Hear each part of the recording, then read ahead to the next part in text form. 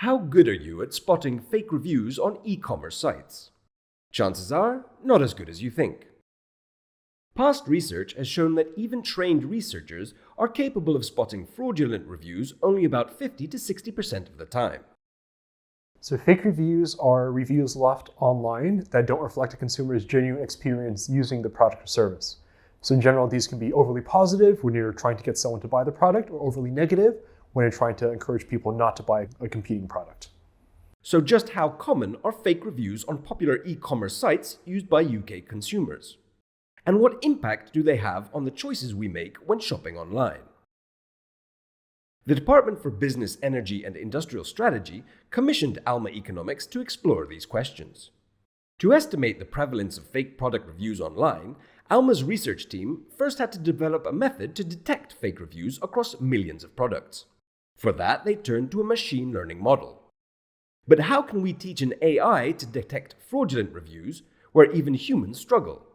The answer lies not in closer scrutiny of the text of each review, but in looking at network effects.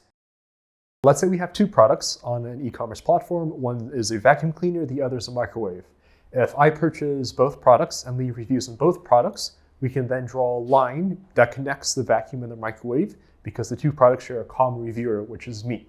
So by looking at the density of how many lines link different products, we can use the density of the lines to infer which products might be linked because they're drawing from a much smaller pool of fake review writers, which are linked from drawing from the much larger pool of genuine review writers. Alma's data scientists trained their model to use these network effects to identify fraudulent reviews. Then they unleashed the model on real-world data. So we found that on average across e-commerce platforms, around 11 to 14% of reviews posted online are potentially fake reviews. To explore what effect fake reviews actually have on consumers, the research team then ran an experiment. Alma's developers first created a mock online store that would recreate the experience of shopping online. Our main goal was to create an online platform that would have the same touch and feel like an actual e-shop. To achieve that, we visited many well-known platforms, replicated their design choices and the user experience they decided to provide to the customer.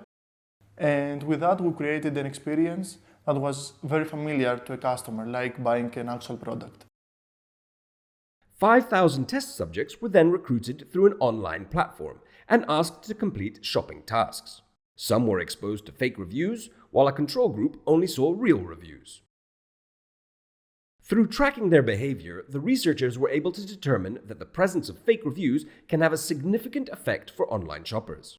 And this effect is more pronounced for more expensive items, costing £80 or more. As a result of our research, we found that around £150 million of consumer spending each year in the UK are influenced by fake reviews, and this causes direct harm to consumers if they're purchasing a product that is lower quality than a product they would have purchased otherwise due to the fake reviews. So there's two main ways that consumers can protect themselves against fake reviews. The first is to leverage tools published by consumer advocacy groups such as Which or Citizens Advice. A lot of these organizations have specific guides or guidelines around what signals or text within a review might suggest that it's fake or not. Second is don't rely solely on platform-specific reviews to determine the quality of the product.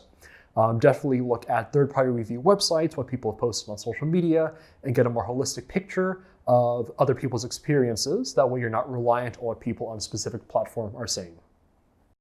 To read more detail about the Alma Economics research, follow the link in the video description.